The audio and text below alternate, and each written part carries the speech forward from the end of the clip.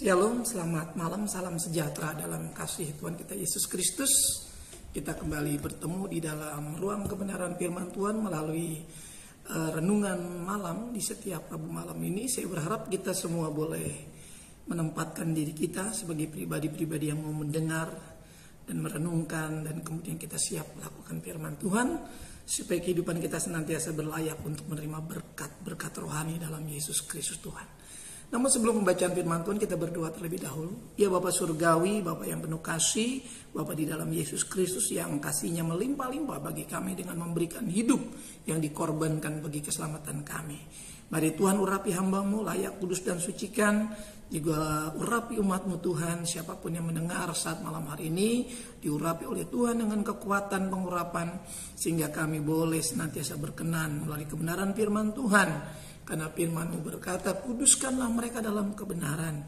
Firman-Mu adalah kebenaran. Dalam Kristus kami berdoa. Amin. Pada kesempatan malam hari ini kita akan membaca firman Tuhan di dalam Lukas pasal yang ke-8. Kitab Injil Lukas pasal yang ke-8 di ayat yang ke-14. Ya.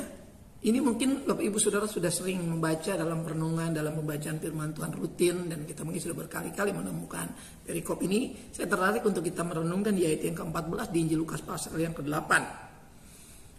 Demikian sabda Tuhan, yang jatuh dalam semak duri ialah orang yang telah mendengar firman itu, dan dalam pertumbuhan selanjutnya mereka terhimpit oleh kekhawatiran dan kekayaan dan kenikmatan hidup, sehingga mereka tidak menghasilkan buah yang matang. Terhimpit. Benih yang terhimpit, ya, benih yang jatuh di dalam semak. Dituliskan jatuh di dalam semak. Di dalam bagian yang lain jatuh di tanah yang berbatu-batu. Ya, perhatikan. Jatuh di pinggir jalan. Nah, ini jatuh dalam semak duri. Orang yang telah mendengar firman itu, perhatikan. Dan dalam pertumbuhan selanjutnya mereka terhimpit. Berada dalam satu keadaan ya yang menghimpit, perhatikan. Himpitan itu di sini dijelaskan bahwa ada hal-hal yang sepertinya mungkin tidak terlalu menakutkan secara jasmani, namun secara rohani ini sangat menakutkan. Ya, karena ini membuat benih itu tidak kemudian bisa maksimal, ya, kemudian dikatakan di bagian akhir sehingga mereka tidak menghasilkan buah yang matang. Berbuah tapi tidak matang, mungkin gugur, belum sampai matang sudah jatuh dan gugur. Jangan sampai kemudian kita juga menempatkan diri kita pada situasi yang salah. Manakala kita diberi hikmat sebagai seorang yang sudah diselamatkan, bagaimana selayaknya kita hidup sebagai seorang yang sudah diselamatkan. Jangan kita seumpama benih yang jatuh dalam semak. Jadi katakan apa? Terhimpit. Ada 3 hal yang dijelaskan di sana, ya. Dan dalam pertumbuhan selanjutnya, perhatikan, mereka terhimpit oleh apa? Kekhawatiran yang pertama, yang kedua kekayaan, dan yang ketiga kenikmatan hidup. Pertumbuhan selanjutnya artinya bahwa orang-orang percaya seperti ini juga ikut bertumbuh.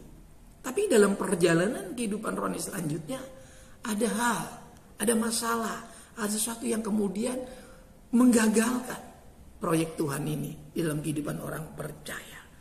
Benih kebenaran itu, benih kerajaan itu, benih hidup kekal itu kemudian harus berhadapan dengan rupa-rupa persoalan dalam kehidupan orang percaya, di mana orang percaya diberi kewenangan untuk memutuskan menuruti Allah atau menuruti kata hati, ya, menuruti Tuhan atau menuruti hawa nafsu sendiri. Yang pertama di sana kita akan kenali 3 jenis, ya, kendala atau penyebab yang menghimpit kehidupan sehingga tidak sampai berbuah matang.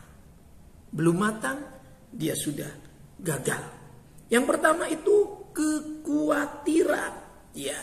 Kekhawatiran ini suatu kecemasan yang timbul di dalam hati. Perhatikan, ya. Ini perasaan. Bukankah kekhawatiran itu suatu perasaan? Rasa khawatir, rasa cemas, rasa was-was, itu kan perasaan.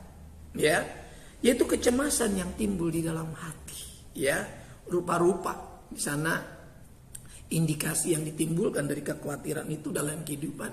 Ya, semestinya kita sudah bisa mendeteksi sejak awal ketika kendala untuk menghimpit ini sudah mulai ada, ya. Sudah mulai ada dalam diri kita, seharusnya kita sudah bisa membaca lewat hikmat Tuhan.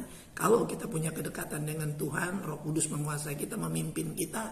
Roh Kudus diberikan sebagai penolong untuk mengingatkan kita, untuk menginsapkan kita, untuk menyadarkan kita, untuk memperbaiki kelakuan kita. Dalam firman Allah dikatakan, untuk menuntun kita untuk masuk ke dalam seluruh kebenaran.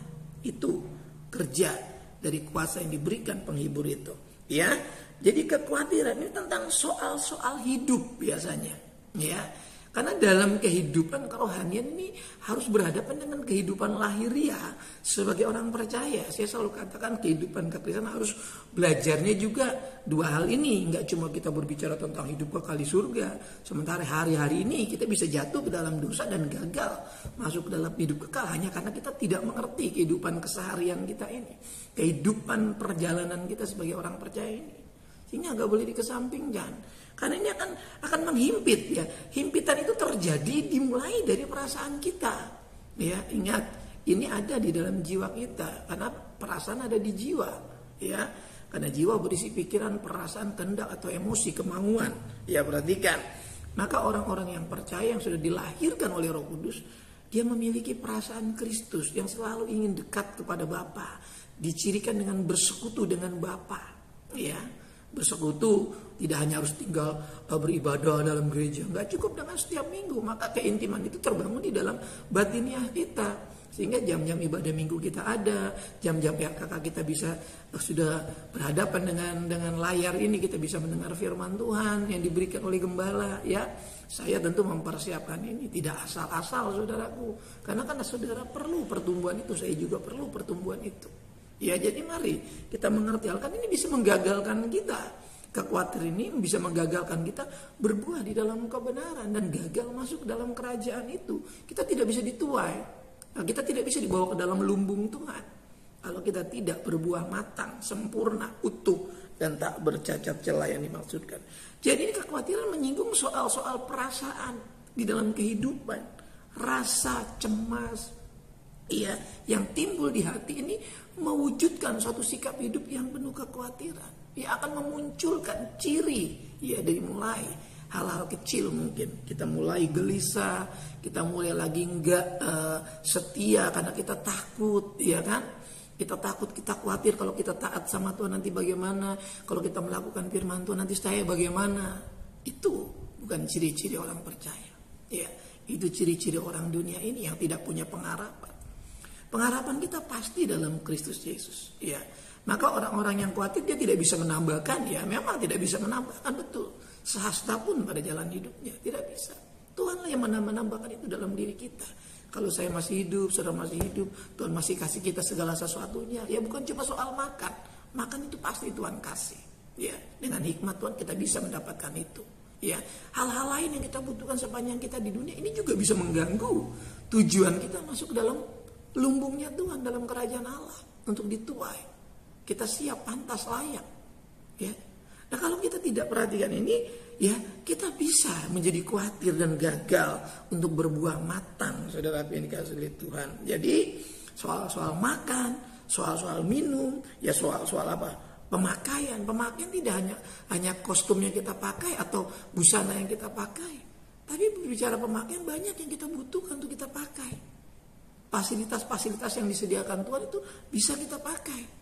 Nah, itu kuasa diberikan Tuhan kalau kita sungguh-sungguh percaya. Dikatakan apa dalam Injil Matius di sana, ini sering sekali, namun sering kali juga tidak dihiraukan ayat ini. Ini instruksi peringatan Tuhan supaya jangan khawatir, tapi tetap aja khawatir, saudaraku, tetap aja kita takut mempercayai Tuhan.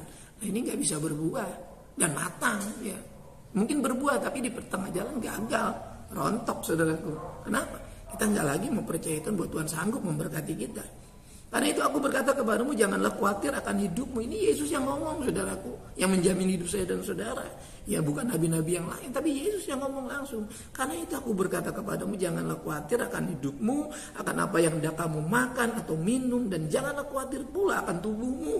Perhatikan, bukan berarti kita tidak memperhatikan tubuh, bukan berarti kita tidak menjaga kesehatan, mengontrol kesehatan kita, mengecek kesehatan kita, bukan, saudaraku. Perhatikan, ini berbeda pemahaman kita dalam hal ini. Dan janganlah khawatir pula akan tubuhmu, akan apa yang hendak kamu pakai. Perhatikan, ini pemakaian. Ya, bukan berbicara dengan tubuh yang harus dikontrol. Kalau saudara kurang sehat, saya kurang sehat, lalu kita periksa. Bukan ke sana arahnya ayat ini, saudaraku. Yang hendak kamu pakai.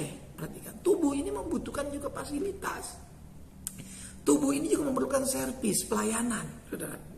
Bukankah hidup itu lebih penting? Perhatikan, maka harus kita tahu ini untuk sebuah pertumbuhan benih yang diperhatikan di sana soal hidup, bukan penghidupan. Perhatikan, penghidupan ini pencaharian, profesi, pekerjaan yang bisa mendukung itu. Perhatikan, tapi esensinya adalah hidup. Bukankah hidup itu lebih penting? Mana yang paling penting, yang sangat-sangat mendesak, ya daripada makanan, tubuh itu lebih penting daripada pakaian.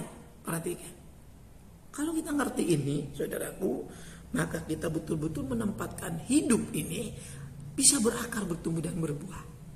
Kalau enggak, kegagalan tadi dalam konteks kekhawatiran adalah tidak mampu mengerti tentang esensi hidup. Ya, perhatikan saudaraku. Kita makan, ya, bukan supaya kita hidup, semua salah.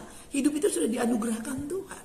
Ya, makan itu untuk menunjang kehidupan, saudaraku. Terbukti orang yang berpuasa 40 hari tidak makan, tidak minum, tidak mati, saudaraku. Itu sudah dibuktikan dalam puasa-puasa gerejawi. Ya, jadi mari kita harus tahu kebenaran ini. Kalau saudara mungkin seizin Tuhan sekali waktu tidak ada yang dimakan, misalkan 1 hari, yang sampai kita berdosa hanya karena nggak makan dan gagal masuk ke dalam kerajaan surga. Karena orang-orang yang berpuasa 40 hari 40 malam tidak makan tidak minum tidak mati, saudaraku. Ya, orang-orang yang mungkin juga tidak ganti pakaian 1 hari pun tidak mati, saudaraku. Ada yang mungkin tidak bisa beli baju, ya tidak mati juga. Karena itu bukan persoalan esensi. Yang esensi adalah hidup yang tidak khawatir.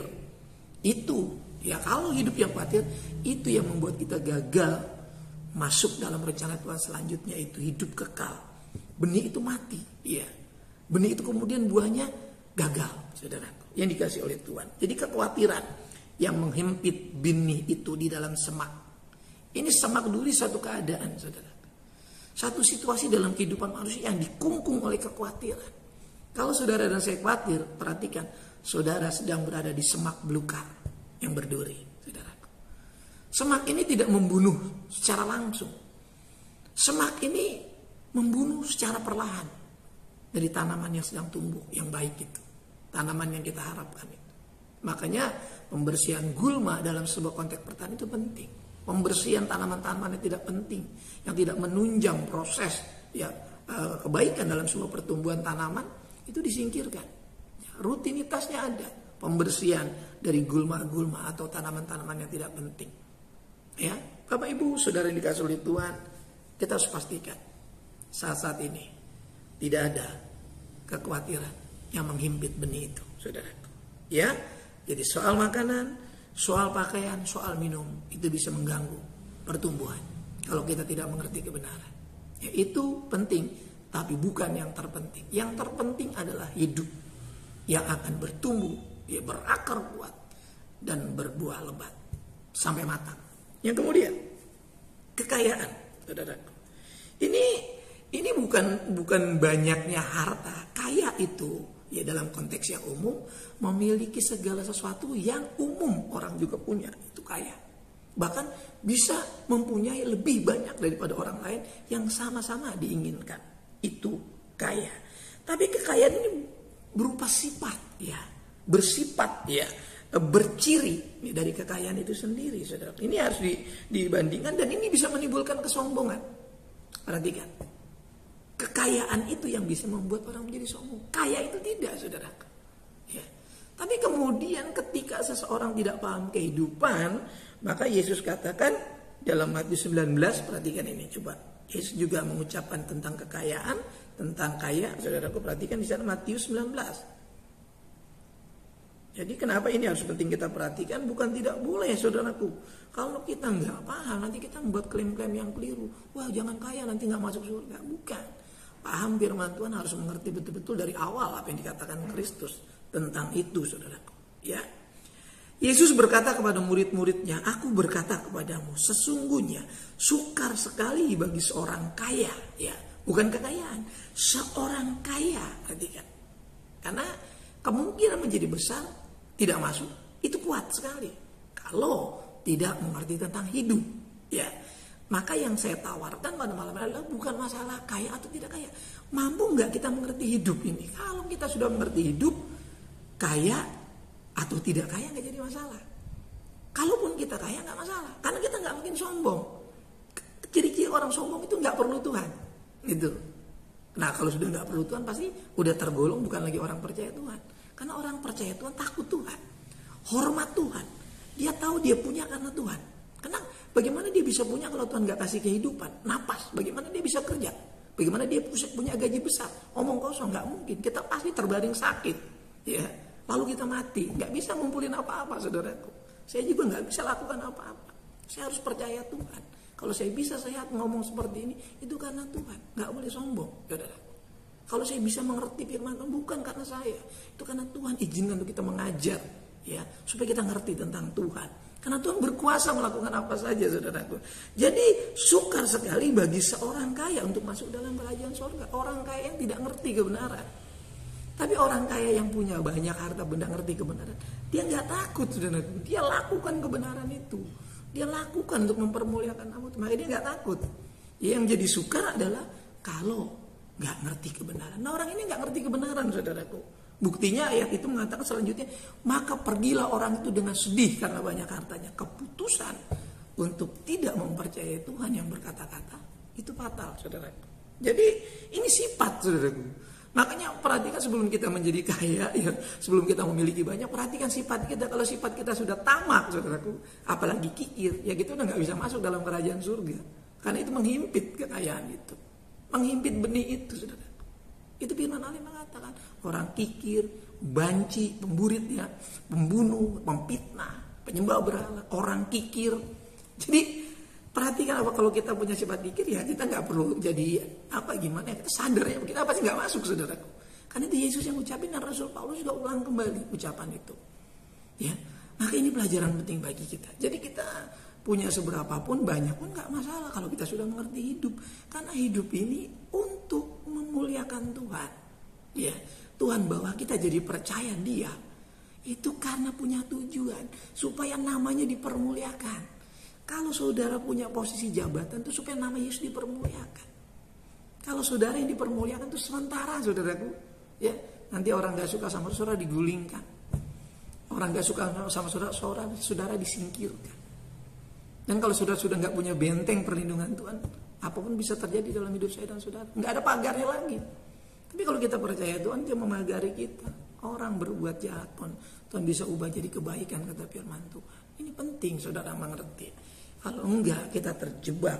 Bukan cuma kekhawatiran yang membuat kita tidak, kekayaan pun setelah kita diberkati, kita mungkin saja bisa tidak masuk dalam kerajaan Allah kalau kita menjadi sombong, menjadi kikir, ya, menganggap itu karena kita.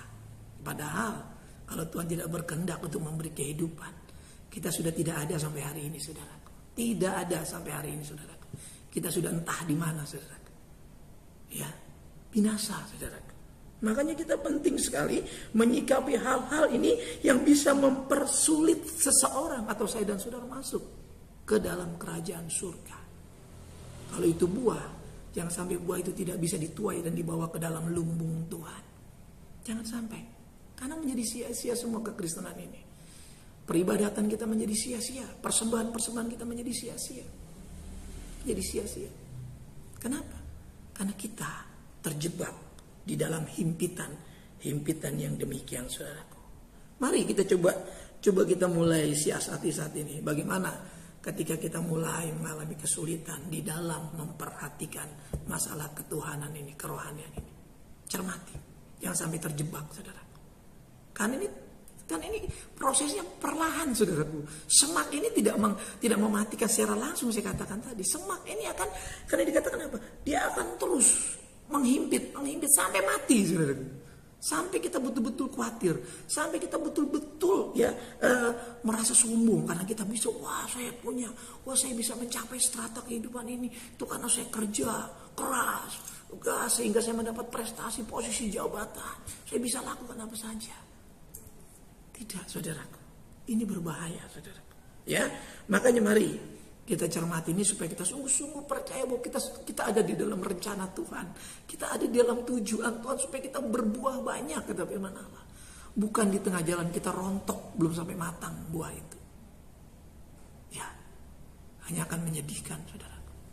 Saya selalu membawa firman ini supaya saudara dan saya mengerti.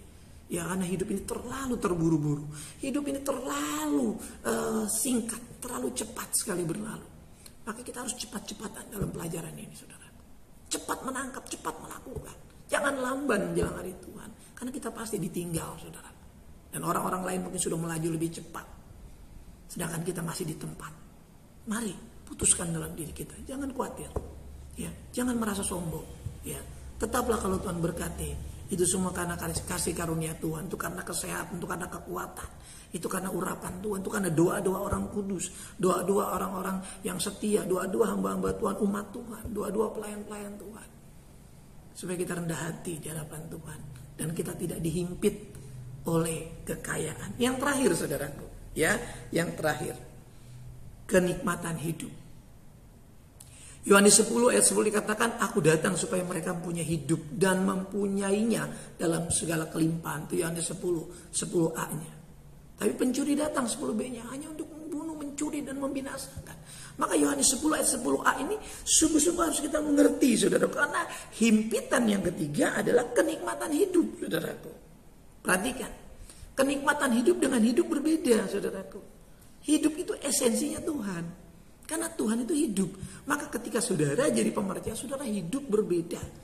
Saudara dulu pernah hidup waktu belum percaya Yesus. Yaitu hidup. Hidup yang hanya memikirkan kenikmatan hidup. Itu hidup bukan di dalam Tuhan. Tapi hidup dalam Tuhan bukan itu. Ya, kenikmatan itu ada dianugerahkan Tuhan. Kenikmatan itu diberikan oleh Roh Kudus. Roh Kudus adalah kuasa untuk menikmati hidup. Nah, kuasa Roh Kudus adalah kuasa untuk menikmati hidup, kenikmatan hidup yang berbeda. Walaupun mungkin saudara sekarang hari ini, ya malam ini, saudara sedang tidak punya apa-apa. Tapi saudara punya kuasa menikmati hidup. Dan saudara nggak punya standar, kalau saya punya uang segini saya baru bisa nikmati hidup. Tidak, saudaraku. Rasul Paulus mengatakan dia tiap hari menghadapi aniaya, belenggu, penjara. Bahkan sampai tua pun dia masih dipenjara karena Injil. Tapi apa Paulus kehilangan kenikmatan hidup? Dia sangat menikmati hidup. Karena buat dia hidup adalah Kristus. Ini orientasi yang benar, saudaraku. Tapi kalau saudara dan saya hari ini jadi pemercaya selalu orientasinya supaya kaya, nanti supaya saya dihormati, punya gengsi. Ini payah saya hidup seperti ini. Payah hidup seperti ini. Dan kalau kita mengejar kenikmatan hidup, sesungguhnya kita sedang terperangkap pada semak belukar rohani sesungguhnya. Itu memenjara pertumbuhan rohani kita. Saya katakan tadi, tidak langsung membunuhnya, tapi pelan-pelan dia akan membunuh semak belukar itu. Ya, membunuh kehidupan yang dianugerahkan Tuhan. Kok bisa? Bisalah. Orang itu kehidupan sudah diberikan dalam diri kita yang fana ini. Ya, ingat, hidup kekal itu sudah disampaikan kepada kita dan kita masih hidup dalam tubuh jasmani ini yang mungkin saja bisa gagal. Waktu kita susah, kesusahan itu kadang juga menempa kita untuk jadi lebih setia. Kadang juga kesusahan itu membuat kita mundur. Kadang sakit penyakit diberikan supaya kita semakin takwa kepada Tuhan, menyembah Tuhan, taat, saleh. Tapi juga bisa membuat kita menghujat Tuhan, murtad, saudaraku. Sakit penyakit itu bisa membuat orang murtad kalau orang tidak mengerti hidup yang dianugerahkan Tuhan. Kan hidup itu kekal. Hidup Kristus yang diberikan itu hidup kekal. Namun kita masih menggunakan kemah ini. Kita masih menggunakan bejana tanah liat ini supaya mudah pecah, kata Paulus. Bukan bejana perunggu, bukan bejana besi, tapi bejana tanah liat. Itu harta rohani yang sesungguhnya. Makanya kita harus percaya sungguh-sungguh kepada Tuhan Yesus Kristus. Yang seperti saya katakan tadi, aku datang supaya mereka mempunyai hidup. Bukan cuma hidup, tapi kelimpahan. kelimpahan ini bisa menikmati hidup, bukan kenikmatan hidup. Orang-orang yang terjebak dalam kenikmatan hidup dikatakan dalam pertumbuhan selanjutnya. Perhatikan. Jadi orang-orang ini bertumbuh dalam keadaan yang terjebak dalam berpikir untuk menikmati hidup. Bagaimana saya ke gereja supaya diberkati, supaya saya bisa menikmati kenikmatan hidup. Salah kalau tujuannya seperti itu. Saya mau datang kepada Tuhan, saya mau menyenangkan hati Tuhan, saya mau melakukan perintah Tuhan. Nah itu benar saudaraku, itu benar. Kuasa menikmati hidup dianugerahkan Roh Kudus untuk menikmati hidup dalam segala keadaan. Ya jangan sampai di gereja kita ini kita terjebak dalam promosi yang salah. Ya, seolah-olah nanti kalau ikut Tuhan Yesus nggak ngalamin apa-apa yang susah, yang kurang, ya kan. Terus kok katanya ikut Yesus nggak sakit, kok sakit. Nah ini saudaraku, maka saya katakan kalau sudah berangkat yang ngerti hidup, ya masalah-masalah hidup nggak akan mengganggu konsentrasi orang untuk menyembah Yesus Tuhan. Tapi sepanjang itu nggak dimengerti, ya itu tadi. Nanti kalau rasa baik, kita bilang ke Tuhan baik, saya harus mengucap begitu nggak baik, udah nggak usah lah menyembah Tuhan, kita anggap Tuhan nggak baik. Ini kan anggapan kita yang salah, karena cara berpikir kita yang masih diselubungi oleh pikiran-pikiran yang menghimpit, saudaraku. Kenikmatan hidup, kesenangan, perhatikan, kenikmatan hidup itu kesenangan. Makanya beribadah pada Tuhan menyebut Tuhan jangan cari senang-senang, saudaraku. Nanti kalau senang-senang itu kita bebas menyembah Tuhan sesuka hati kita, yang penting kita senang. Ya belum tentu Tuhan senang, saudaraku. Saya takut juga kenapa secara positif, kenapa Israel dibenci peribadatannya. Aku benci, aku muak sama ibadahmu. Kenapa? Karena mereka beribadah sesuka hati mereka, bukan berdasarkan tuntunan Tuhan. Iya, ya. Ketika mereka beribadah sesuai dengan tuntunan Tuhan, Tuhan senang, nggak muak, saudaraku. Ya sehari ini kan orang beribadah suka-suka aja, iya, suka-suka aja, ya, tanpa pertobatan pun hayo saja. Ini yang harus diwaspadai, saudaraku. Yang mungkin orang senang karena banyak orang beribadah mencari kesenangan. Ini yang berbahaya. Ini himpitan, saudaraku. Ya saya ngomong saja dalam hal ini karena gereja harus jeli melihat peribadatan. Nggak sesuka hati, saudaraku. Ya apalagi mengadopsi dunia. Jadi orang akan sulit membedakan mana beribadah kepada Allah, mana pertunjukan-pertunjukan duniawi. Ini nggak boleh, saudaraku. Ini mengerikan di hari-hari terakhir ini, saudara. Maka hikmat Roh Kudus itu penting. Kita sampai kapanpun peribadatan tetap aja harus menyenangkan Tuhan. Dari zaman nabi-nabi sampai sekarang, peribadatan harus menyenangkan Tuhan, bukan mencari kesenangan. Yang penting saya senang melayani, yang penting saya senang khotbah, sesuka saya saja ngomong begitu kan. Ya, sesuka saya menggunakan kata-kata di mimbar, itu nggak boleh, saudara. Melampiaskan kesenangan diri sendiri sebagai pengkhotbah tidak berkenan kepada Tuhan, saudaraku. Tapi bertanya kepada Tuhan, apa yang Tuhan mau sampaikan. Dan hidup kita harus berpadanan, saudaraku. Ya cara kita mungkin berpola perilaku etis di masyarakat, cara kita berdandan mungkin ya dalam peribadatan, itu harus diperhatikan. Kita jangan menutup mata. Kalau tidak, itu menghimpit dan terjebak, perlahan akan mematikan karakter rohani kita. Nanti kita nggak bisa membedakan bagaimana berhadapan dengan Tuhan, bagaimana berhadapan dengan umat Tuhan, bagaimana berhadapan dengan dunia. Kita nggak akan bisa membedakan. Sedangkan perubahan itu adalah kemampuan membedakan. Ya, itu pembaruan, itu perubahan, itu metamorfosa. Yang dikatakan Roma 12 1 dan 2. Berubah oleh pembaruan budi. Bukan kita semakin ke depan beribadah semakin melorot etis kita, pola perilaku kita makin ngawur. Itu gak boleh, saudara. Saya harus ingat ini jemaat Tuhan. Saya berbicara untuk saudara sebagai jemaat Tuhan, ya, keluarga eklesia. Harus perhatikan ini. Jangan sampai ibadah kita membuat Tuhan muak, lalu kita ditolak oleh Tuhan karena kita terjebak dalam yang namanya kenikmatan hidup. Yang penting kita nikmat beribadah. Kita tidak sedang memikirkan kenikmatan kita dalam beribadah. Kita sedang dalam pertumbuhan selanjutnya, dikatakan ini. Kita sedang bertumbuh dalam pertumbuhan selanjutnya. Gereja harus bertumbuh, bukan menyimpang. Gereja harus bertumbuh ke arah Kristus yang adalah kepala gereja, kata firman Allah. Sekarang gereja bertumbuh dalam hal karakter dunia kan berbahaya, saudara. Gereja harus bertumbuh ke arah Kristus yang adalah kepala. Harus sesuai. Ya bukan Tuhan kita suruh sesuai dengan kita dalam peribadatan. Jangan, saudaraku. Jangan. Saya kasih tahu sekali lagi. Jangan. Kalau kita pernah berpikir begitu untuk serupa dunia, hentikan. Karena itu akan mematikan karakter rohani kita. Ya, mari saudaraku. Karena kesenangan ini bisa menjebak, saudaraku. Bisa terjebak dalam sebuah peradaban yang berbeda, saudaraku. Ingat, dalam kemajuan selanjutnya, pertumbuhan selanjutnya. Karena gereja akan bertumbuh, saudaraku. Perhatikan. Tapi ketika gereja tidak punya Roh Kudus, tidak punya hikmat Tuhan, gereja itu saya dan saudara, gereja juga sebuah persekutuan. Gereja akan terjebak dalam sebuah peradaban modern saat ini. Kita ada di zaman modern, saudara. Dan dalam pertumbuhan selanjutnya, termasuk saat ini, kita dalam pertumbuhan selanjutnya. 2000 tahun yang lalu, ayat ini dituliskan dalam peradaban yang berbeda. Sekarang sudah 2000 tahun kurang lebih, kita sudah ada di peradaban yang jauh lebih berbeda lagi, saudara. Tapi apakah gereja harus berubah? Apakah rohani kita harus berubah ke arah yang negatif? Tidak. Kita harus mengalami pertumbuhan ke arah Kristus yang adalah kepala gereja, saudara. Supaya kita bisa dituai. Supaya kita menjadi matang, utuh, tak bercacat, sempurna serupa Kristus. Itu kebenaran. Itu yang harus saya tawarkan, saudara. Mungkin tidak banyak orang yang suka mendengar hal ini. Karena perubahan itu beresiko memang, saudara. Ya, karena berubah itu berarti berbeda. Serupa Kristus itu gak sama dengan dunia. Ya, berubah. Itu sama seperti Kristus. Tidak sama dengan dunia. Memang harus berbeda. Gereja jangan serupa dunia. Itu Alkitabiah, saudara.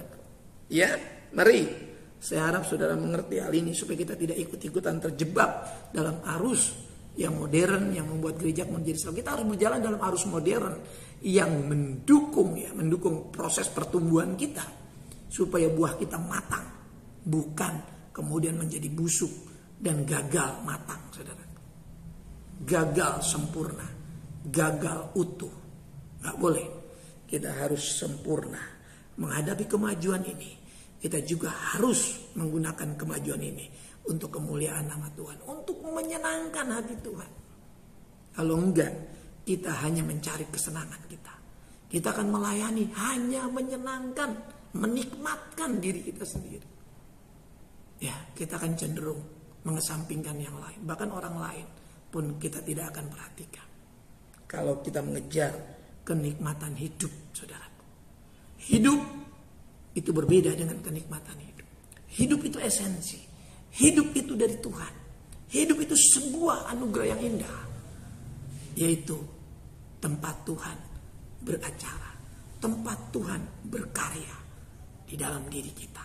Mari jangan mau terhimpit. Biar renungan malam hari ini boleh membuka cara berpikir kita yang sudah mulai tercemar, terkontaminasi oleh rupa-rupa kemajuan yang ada. Saya dan saudara bisa menikmati kemajuan, tapi kita tidak kehilangan kesempatan bertumbuh dan berbuah matang.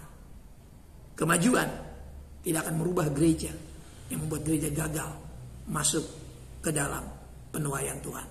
Tuhan memberkati kita, Tuhan mengasihi kita. Kita tunduk kepala. Terpujilah Bapa Tuhan kekal selama-lamanya. Buat pewahyuan yang baru dari firman Tuhan, terima kasih kau selalu menegur, mengingatkan kami supaya kami tetap sempurna. Ya, ini proyek yang kau tawarkan bagi kami. Utuh, tak bercacat, matang, dan dapat dituai oleh Tuhan. Terima kasih. Kalau mungkin kami sempat menyimpang ke kanan atau ke kiri dalam mempercayai Tuhan, dalam beribadah kepada Tuhan, Tuhan ampuni kami. Sadarkan Tuhan, sebanyak mungkin di antara kami yang sudah mungkin tercemar oleh dunia ini, kami boleh kembali ke jalan Tuhan. Berkati umat-Mu, jaga, lindungi kami semua Tuhan. Karena kami tidak mampu berjalan sendiri. Kami butuh Tuhan di dalam Roh Kudus. Berkati jemaat-Mu, berkati umat-Mu Tuhan. Yang malam hari ini sakit, Tuhan jamah sembuhkan, pulihkan dalam nama Yesus. Yang dalam rupa-rupa persoalan, masih dalam proses penyembuhan, masih dalam proses terapi pemulihan. Mereka mendengar firman ini, mereka percaya Tuhan Yesus sanggup menolong. Tuhan Yesus memberikan hidup yang berkelimpahan. Dan kuasa hidup diberikan oleh Tuhan untuk hidup di dalam kebenaran Tuhan. Terima kasih orang-orang tua kami, para lansia, para duda. Tuhan tolong, janda, Tuhan tolong, hiburkan, kuatkan, berkati. Para suami istri, Tuhan tolong, berikan kesungguhan di hari-hari terakhir ini. Jelang kedatangan Tuhan, rumah tangga dipastikan hidup dalam kebenaran. Dipulihkan Tuhan, karena Kau memanggil kami untuk dipulihkan. Disembuhkan dan disehatkan secara rohani.